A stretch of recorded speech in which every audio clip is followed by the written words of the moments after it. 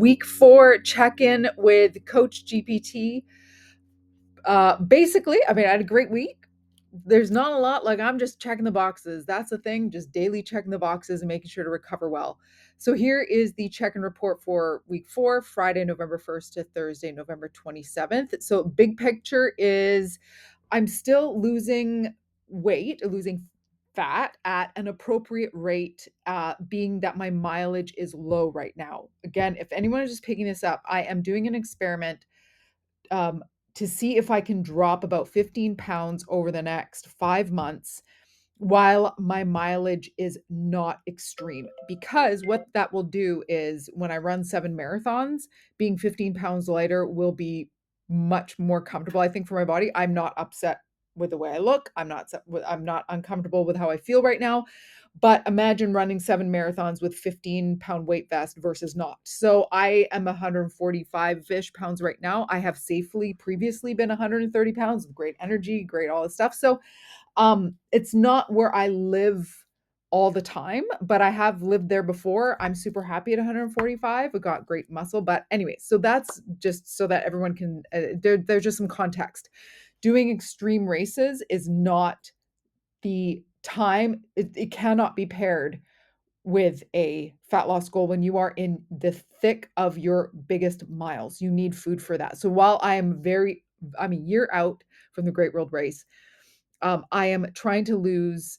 I'm seeing how my body does with attempting to lose, with putting the protocols in place to lose 0.5% to 1% of my body weight per week. Okay, so I just want to caveat that because I do not want anyone to think that I'm using the Great World Race as a time to drop weight. Nah, I just want to run it with 15 pounds less. All right, so holding strength. So basically all of my metrics are looking good. My running is progressing, my recovery is good, even though I'm in a very slight deficit. So here's my weight trend analysis. I'm down 0.6 of a pound. There you go. That's fine. That's half a pound to a pound a week. My target is 1.1, but sometimes you're going to be less, but I'm okay with this. It analyzes, my spike after my Friday treat meal, and then, things like that. So elite stability. It likes to tell me I'm elite. Anyways, so the body's composition, the Renfro scales, like all those body fat percentage scales, are not accurate. But they show trends over time. So the numbers they give you, it's impossible for that to be accurate. They have proven to be so completely inaccurate. However, it's the trends that they're good at. Because if the numbers aren't accurate, but they trend in a certain way, that is subjective information mixed with a little bit of objective. So it's the trends that I'm looking at. Am I hanging my hat on these numbers? Not really. I've had other body fat percentage measurements done, and they vary greatly in between like 18 to 25%. So I'm somewhere in that range. And however, just like Coach GPT says, it isn't accurate in absolute numbers, but it is accurate in trends. Okay, so here is just, looking at body fat percentage, fat-free mass, skeletal mass, these things. My running performance, this is really what I'm looking at in terms of, is this very slight deficit that I'm in impacting my running? And in the metrics, it says no, and in how I feel in the runs, it says no. I'm being very careful to eat appropriate amounts of food before and after. The food before obviously fuels that run. The food after is not only just to recover from that run, but it sets up the next run. My recovery, HRV is a very good metric. Again, it's not absolute and there are big variances. However, it's the trend we're looking at. So it's a number from 120 to 20 is low, 120 is high. I often am right in the middle. So for someone running 30 miles a week, again, my mileage isn't crazy, in a very slight deficit, this is very good. This is really, really good. Stress levels, all these things, I've been really good with managing my stress. Here is my macros. So every week, just so everyone knows what I upload every week, is I upload all of the screenshots from my runs from Garmin. So here they are here. These are from my phone. But I also upload all of my macro days because these are the trends, my weight trends and stuff like that from the Renfro app, but I am like religious about tracking my macros because it's science for me. It's just data. I love tracking macros. For me, it's like where the science and art of food enter, like where they cross. So as you can see, I'm pretty diligent about like nailing my macros because if something goes off, I want to pull a lever. If I'm not sleeping well, can I add more carbs to my dinner? That helps bring cortisol down before you go to bed. Am I not recovering well? Maybe I need a little bit more protein. Like I want to know which lever to pull. And if we are not specific, we will never know which lever to pull. It's like a scientist who's working on a cure for a disease. They're not going to be like, well, one day I put this much in and the other day I put that much in. Let's see what happens. And then their data is totally off. I feel very much the same way about training and macros. Um, yeah, I love it. I love it. Again, not everyone is like that, and that's totally normal. Just the way that I am. I'm a little bit of a nerd in that turn. So you can see my macro adherence. Apparently, I'm elite with my protein. Find that funny. Looking at my carbs and my fats, cleanest streak of macro precision. I was challenged the last few weeks with finding the right like treat meal. So nailed it. I gave up the wine and the treat meal because I was having really big weight swings, like 5 pounds from non-treat meal days to the day after treat meals. And I was just messing with me mentally.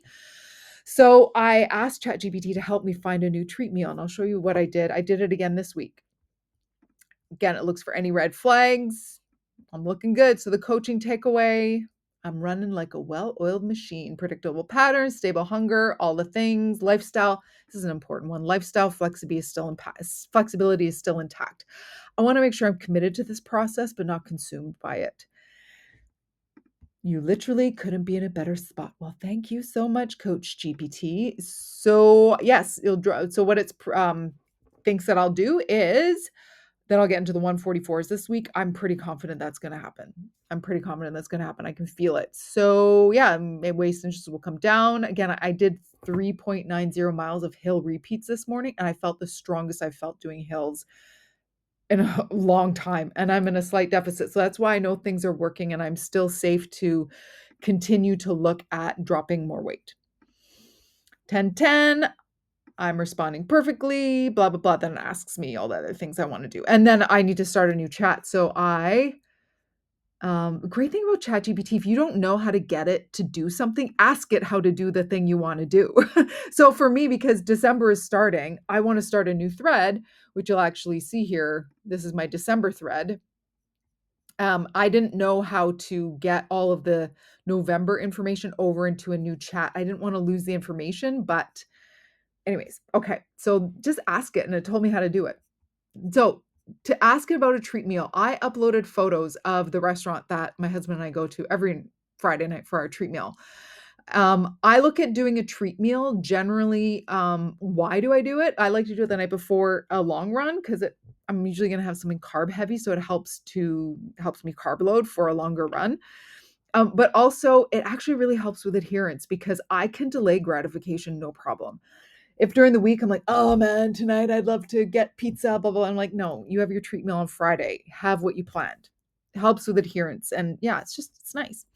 So I usually look at doing treat meals that are double the amount of calories of my normal dinner.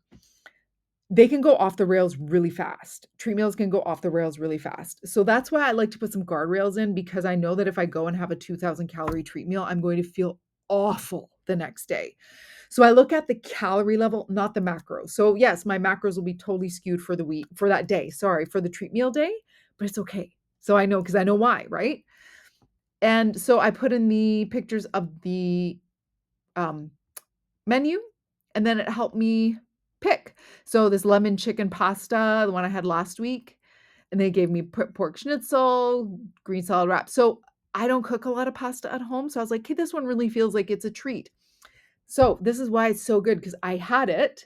Here's why the data is so interesting too. I had this as my treat meal, and it was a huge bowl of pasta with like lightly breaded chicken on top. So it was good amount of protein, good amount of carbs.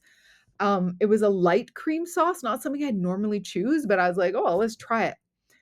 I woke up only 1 pound heavier. I was like, So obviously my body, which I'm very grateful for, I've trained it to digest carbs really well, to store the carbs like the stored carbs as glycogen in your muscles. I had an amazing long run the next day. So you can use ChatGPT, Coach GPT for things like this, and it'll tell you all the things on that menu to avoid. So chicken parmesan, this used to be one of my favorites. No more. But anyways, yeah, so it tells you what the top 3 ones. Um, okay, so there you go. So that was my week. I've put all of this into the Notion board, so all my metrics, all the data. This is what's public here. Training summary, nutrition summaries, performance notes, overall assessment. This is also why like adherence the science is in the compliance because if we can't adhere to our macros, like no coach, whether it's ChatGPT or another coach, will know what to do. And also, when we adhere, we get to eat more food for longer. So I've been dropping weight steadily in a very healthy way for 4 weeks now at 2,000 calories a day just because I'm nailing the macros. If I was farting around with them, Coach GPT wouldn't know what to do with that. No coach would. But B, the only assumption one can make is like, well, um, okay, let's change your macros. And then, no, the science is in the compliance. Dr. Lane Norton says that, and I like to steal it from him. All right, so and here's the visual link, but everything's out in the open. Have a look. I hope this was helpful. Any questions, just let me know.